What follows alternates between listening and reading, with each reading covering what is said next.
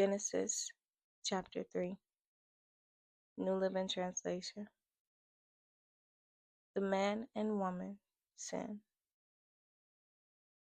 The serpent was the shrewdest of all the wild animals the Lord God had made. One day he asked the woman, "Did God really say you must not eat of the fruit from any of the trees in the garden?" "Of course we may eat fruit from the trees in the garden," the woman replied. "It's only the fruit from the tree in the middle of the garden that we are not allowed to eat. God said, you must not eat it or even touch it. If you do, you will die." "You won't die," the serpent replied to the woman. "God knows that your eyes will be open as soon as you eat it, and you will be like God, knowing both good and evil." The woman was convinced. She saw that the tree was beautiful and its fruit looked delicious, and she wanted the wisdom it would give her. So she took some of the fruit and ate it. Then she gave some to her husband who was with her, and he ate it too.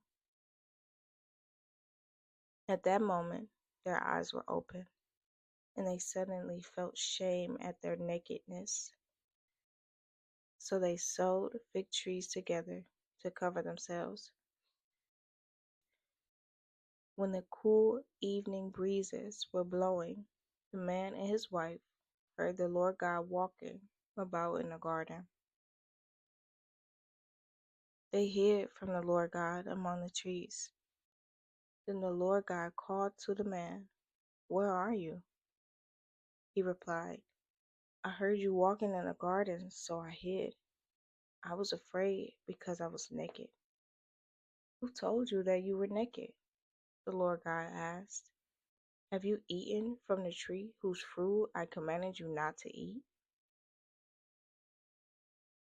The man replied, "It was the woman you gave me who gave me the fruit, and I ate it." Then the Lord God asked the woman, "What have you done?" "The serpent deceived me," she replied. "That's why I ate it." Then the Lord God said to the serpent, "Because you have done this, you are cursed more than all animals, domestic and wild. You will crawl on your belly, groveling in the dust as long as you live. And I will cause hostility between you and the woman, and between your offspring and her offspring.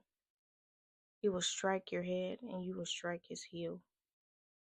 Then he said to the woman, "I will sharpen the pain of your pregnancy, and in pain you will give birth, and you will desire to control your husband, but he will rule over you."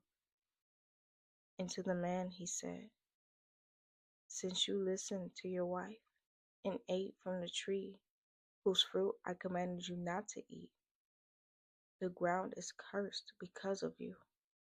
All your life you will struggle to scratch a living from it. It will grow thorns and thistles for you, though you will eat of its grain. By the sweat of your brow will you have food to eat, until you return to the ground from which you were made. For you were made from dust, and to dust you will return." Then the man Adam named his wife Eve, because she will be the mother of all who live. And the Lord God made clothing from animal skins for Adam and his wife. Then the Lord God said, "Look, the human beings have become like us, knowing both good and evil. What if they reach out, take fruit from the tree of life, and eat it? Then they will live forever." So the Lord God banished them from the Garden of Eden, and he sent Adam out to cultivate the ground from which he had been made.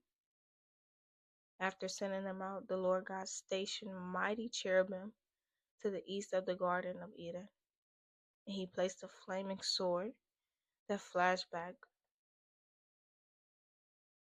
and forth to guard the way to the tree of life.